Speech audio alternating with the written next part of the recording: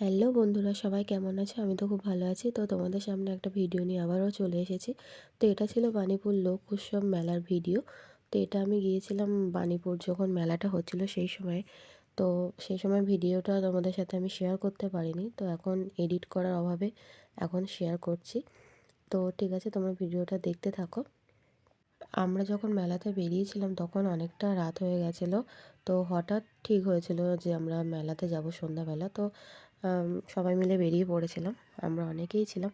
আর হ্যাঁ, তোমরা কম বেশি বুঝতেই পারছো যে আমি কার সাথে গিয়েছিলাম। হ্যাঁ, আমার শখের পুরুষের সাথেই গিয়েছিলাম, আমার প্রিয় মানুষটার সাথেই।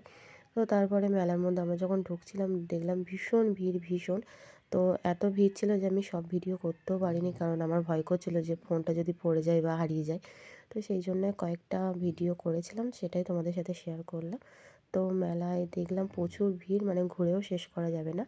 আর প্রচুর দোকান আছে, আর এই সামনের দিকটা এখানেই মেন মঞ্চটা ছিল আর কি। তো এখানে আরেক জায়গায় দেখেছিলাম বাউল গানও হচ্ছিল। তো এখানে দেখো কি সুন্দর হাতের কাজ করা চুড়ি, তারপরে আরও অনেক কিছুই ছিল। তো তারপর আমরা চলে গিয়েছিলাম একটা খাট আলমারির দোকানে। এখানে গিয়েছিলাম একটু আমরা সবাই স্টাইল দিয়ে ফটো তোলার জন্য, কিন্তু তুলতে দিইনি বলে চলে এসেছি। তো যাই হোক, একটু মজা করছিলাম আর কি। তো তারপর একটু পোজ দিয়ে একটু ভিডিও টিডিও করে নিলাম। তো দুজনে গিয়েছি, ভিডিও তো করতেই হবে, তাই না? তারপরে একটা ফুলের দোকানে গিয়ে তোমার চোখ আটকে গেছিলো যে এত সুন্দর লাগছিল দেখো দোকানটা। তো তারপরে আমরা খাওয়া দাওয়া করে বাড়ির দিকে রওনা দিলাম, আর রাস্তায় ছিল খুবই ঠান্ডা।